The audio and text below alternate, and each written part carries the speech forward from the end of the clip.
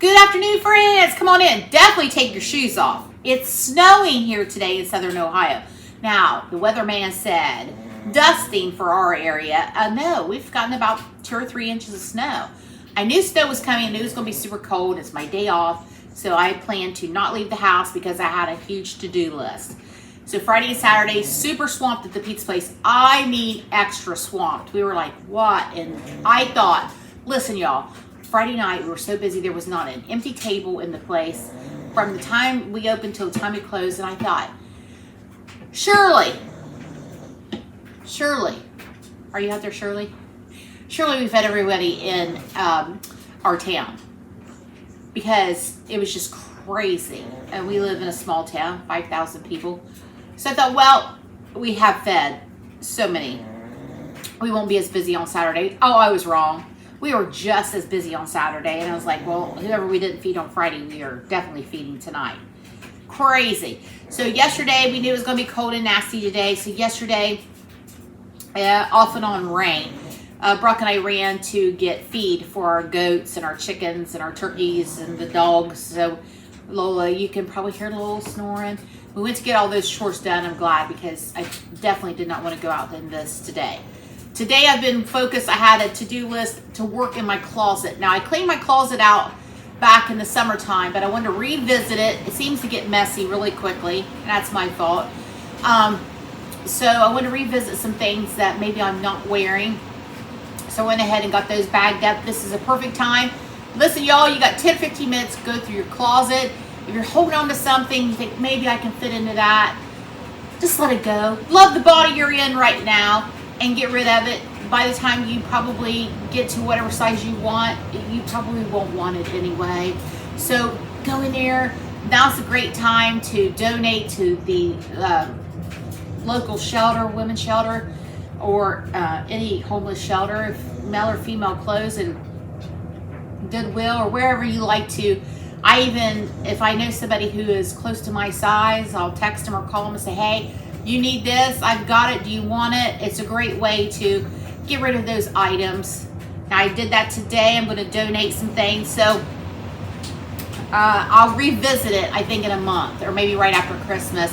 And if I haven't worn those items that I held on to, they're gone. So I get down to like a capsule wardrobe that I know that I wear all the time. Wear specific things for work, so, you know, get it cleaned out.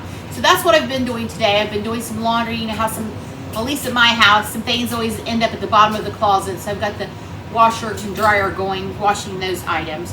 So yesterday I just made some chili. I made it in this. Speaking of Christmas, this would make a great Christmas gift. Now listen, I'm not sponsored. They don't pay me. They don't know me. I'm not famous. I'm not anything but just a working lady who owns her business. A slow cooker, to me, is a lifesaver, as you know. This would make a great gift for yourself or someone in your family that you just don't know what to get them. Listen, this is it. I got this on sale for a couple years ago. So this is I think I got this at Walmart online. I'm sure Amazon has it. Ninja Foodie Possible Cooker. This is the 8.5 quarts. Now I have a 6 quart, a smaller one, and you've seen it a lot, but I wanted a bigger one for bigger jobs. Like I love to make soup in this. It has 2 functions for slow cooker. It has a high and a low, and it has other features, which is why I chose this one. It has a sear and saute. It has a bake, a braise, a steam. Now, I've never used the steam version. I'm gonna have to try that sometime. So today we're gonna do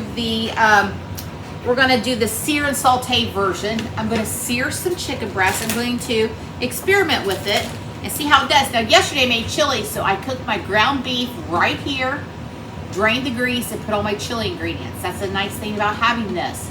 And 1 pot. So I'm going to experiment with the chicken breast. I'm sorry, it's not chicken breast. It's chicken thighs. Chicken thighs. All right, so make a great gift. All right. It also comes with a spoon. Mine did. Sits like that. All right. I'm going to plug this in, and we're going to season our chicken. And listen, y'all, I'm in my pajamas, so don't be judging me. All right. I am clean.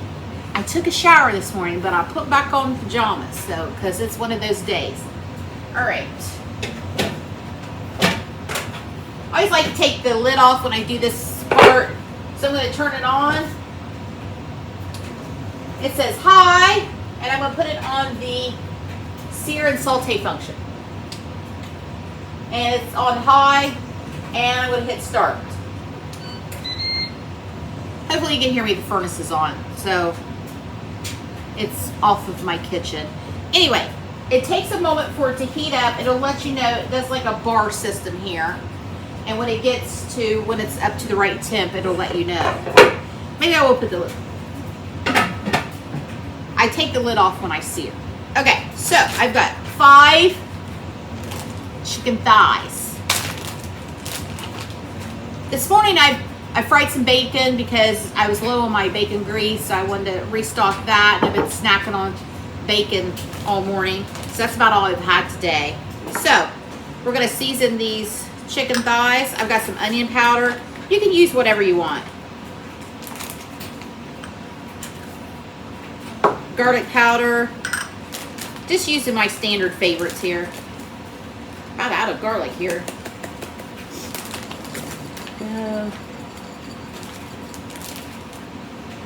This is chicken seasoning, and that's just what it's called when you buy the store. Chicken seasoning. I'm going to try some of that on there. Alright. Salt. Now someone said, and forgive me, I'm sorry, I'm not sure who said it, that they put black peppercorns and white peppercorns in their salt shaker, in their grinder. And I was like, oh, that's a fantastic idea. So that's what I did. I mixed white pepper and black pepper together in my shaker. Thanks for the tip. There's one for you.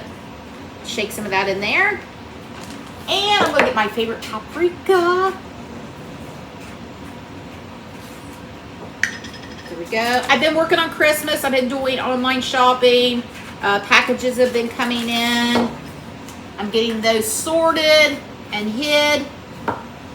Because my children are nosy even though they are adults. Madison came to visit Saturday. Mason was off work today, so he's been here.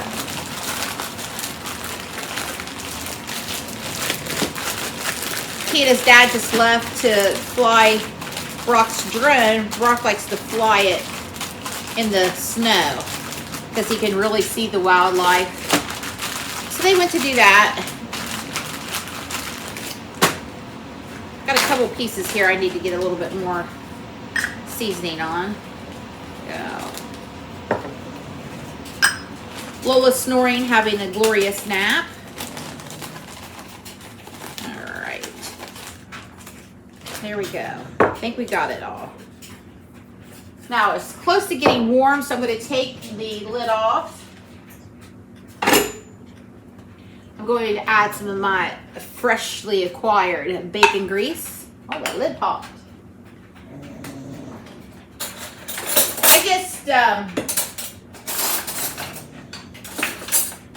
I just keep it in I have actually 2 jars. I keep it in a glass canning jar. The lid, I keep it in my fridge. Some people keep it on their counter. I always keep mine in the fridge. That's, I guess, up to you. Bacon grease. You could use lard. You could use avocado oil, olive oil.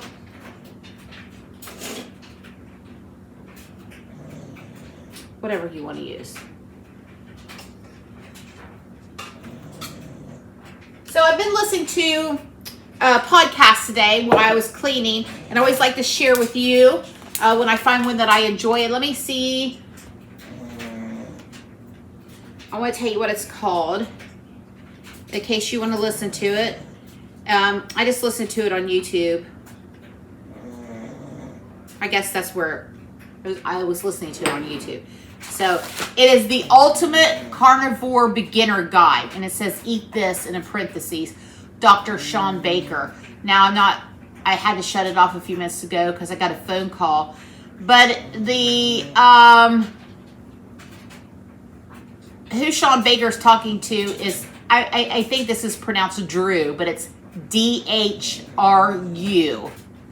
The last name is Purohit. No way I can pronounce that. So I will put that in the description, the name of that commentator, if you want to watch it. And so Sean Baker, as you know, is a big shot in the carnivore world. And he was saying today, and it's so nice to hear him say that, because I've been doing carnivore off and on. And so many people will comment, you're not doing carnivore, that's not carnivore, you need to be eating this, you don't need to be eating that. And it gets frustrating. But the nice thing that I was listening to with Dr. Baker saying that there's my tongs. Carnivore's different. He said not everybody needs to do carnivore. Definitely if you have autoimmune, Crohn's, diverticulitis. He didn't say diverticulitis, but he said all sorts of colitis, or and diverticulitis is very similar to those things. So if you have something like that, to manage those things, carnivore diet is fantastic, which is of course why I started doing it. And then my husband had some health issues that he wanted to start doing, and he said not everybody has to stay on it, not everybody needs to stay on it. He said heal your gut for a year, then he said introduce back things that you love, which I think is fantastic advice. I think people, we call them the carnivore police, and I don't. What I'm trying to say is I don't want to discourage anybody. I'm just gonna put my chicken in. Can you hear it sizzling? I don't want to discourage anybody from trying this lifestyle, thinking you're not doing it right. Because if you have a situation like me, you're a diabetic, you have diverticulitis,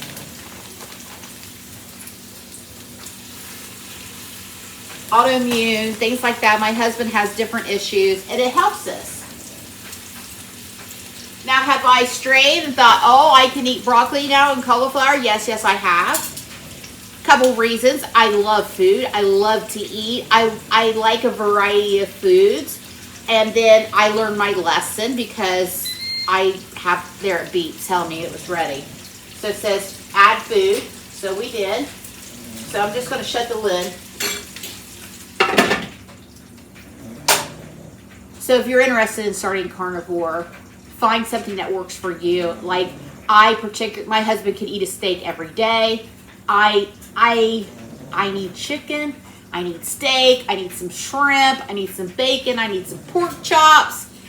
So it has to be for you. Listen, if you're trying to get healthy and you're trying to rid your body of so many of these over-processed foods and the standard American diet, and you find a animal-based diet that you thrive on and you love, do it. Don't let anybody else tell you what you should or shouldn't be doing.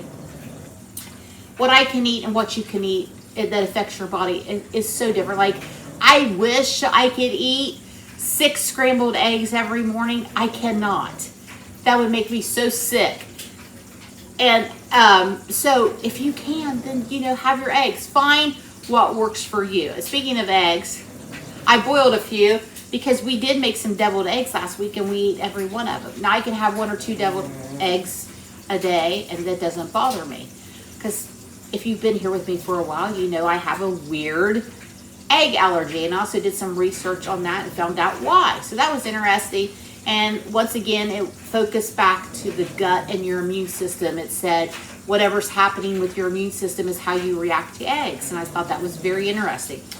So anyway, like I'm saying, if you are interested in carnivore and you want to do it, try it. I suggest you try it for at least a month to see how you feel. But find the one that works for you. Like I said, I eat mostly a meat-based, but I have green beans because I love them and I don't want to get rid of green beans, and green beans have no effect on me. Brussels sprouts, no, I can't do that. Cauliflower, no, I can't do that, but I can do green beans, so I keep them in my diet.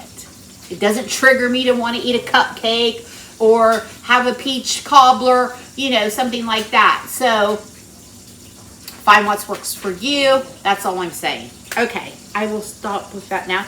If you want to listen to a podcast, I suggest you listen to it no matter where you are in your carnivore, if you're just starting out, or if you've been, I like to listen to all kinds of things. Okay, so there we go. So, giving this a few minutes. Now it's giving me a countdown how long they've been there. So those thighs have been in there for 2 minutes and 18 seconds. So let me give them a peek here.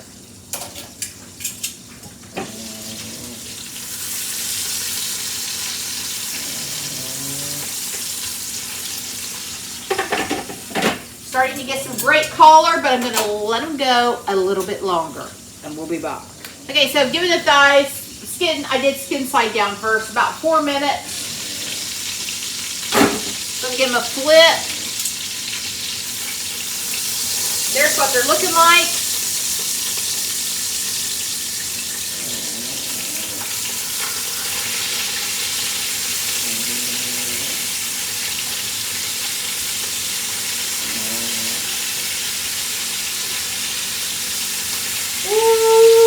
Those look good. All right.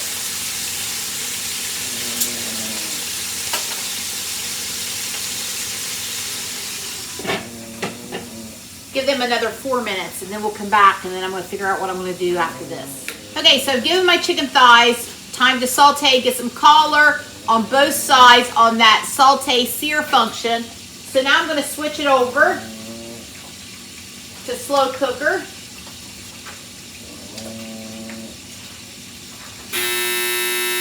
Dryer's ready. Slow cooker, I'm going to put it on high, and I'm going to start it. I did not drain the bacon grease. I'm going to leave that there. There's not a whole lot. The chicken is going to extract some juice as it's cooking. So I'm not going to add any other liquids right now. Now, if I was leaving or going somewhere, I would not do that. But I'm going to be right here watching it to see at any point if I need to add some liquid. Now this is going to count down. It's 10 after 2. This is going to count down, so you can adjust it, but it'll start out at 6 hours on high. Now we're of course not going to leave these in there 6 hours. Probably not. No, I'm going to have dinner before that. I'm thinking about maybe 3 hours. I'm going to take those out because I'm going to eat at 5 o'clock. So that's the plan anyway. I say I'm going to try to eat at 5 o'clock. So we're just going to leave them go. And I will come back and I will let you know. Oh, nope. I will come back and let you know if I add any liquid. I want to come back really quickly and tell you about this. I was telling you the other day about I got a Lodge skillet at Dollar General. Well, I was in there the other day to get some things from work, and I found them. Now, when I bought mine not too long ago, it was probably about a year or two ago. It was $15. I got this one for $19. This one's for Mason. It's a Lodge. It's a 9-inch. It'd be perfect size for him. They come pre-seasoned, but I've been working on this. Bacon grease, heating it up, all of that. So this one's for him. 19 bucks. Be a great Christmas gift. Give this a little dish towel, maybe a wooden spoon, tie it up. You got an easy gift for under 20 bucks for somebody, something that's practical that they could use, okay? Just finished my chores. It's 10 after 4. I come to check the chicken. It is already done. It's super tender. I didn't want it to go any longer. I drained the grease and the juice. That would make some fantastic gravy. Oh my goodness. Drained it off. I set my slow cooker back to the sear and saute feature because we're going to see if we can crisp up this skin again. If we can't, it's no big deal, but I'm experimenting. I want to see if we can do a slow cooker fried chicken. So as soon as this tells me to add food, I'm going to put it back in skin side, and then we'll be back. Me and all my personalities. I'll be back in a minute to let you know the results. And then we're going to have a taste test. Best part. I forgot to mention, I put in about a tablespoon of those drippings that I had removed to sear this back up, and it worked. I don't know if you can hear that, but I want you to see that. Look at that. This was perfect. This is my new favorite way to do this now because I didn't have to babysit it. It was quick. It was easy. It looks delicious. Look, one of those thighs was so tender, it just fell right off the bone. So that's what we're going to try. The one here that's fallen apart. Oh, look at that gorgeous skin. Tender, easy. I could throw this in, go about my day, do my chores.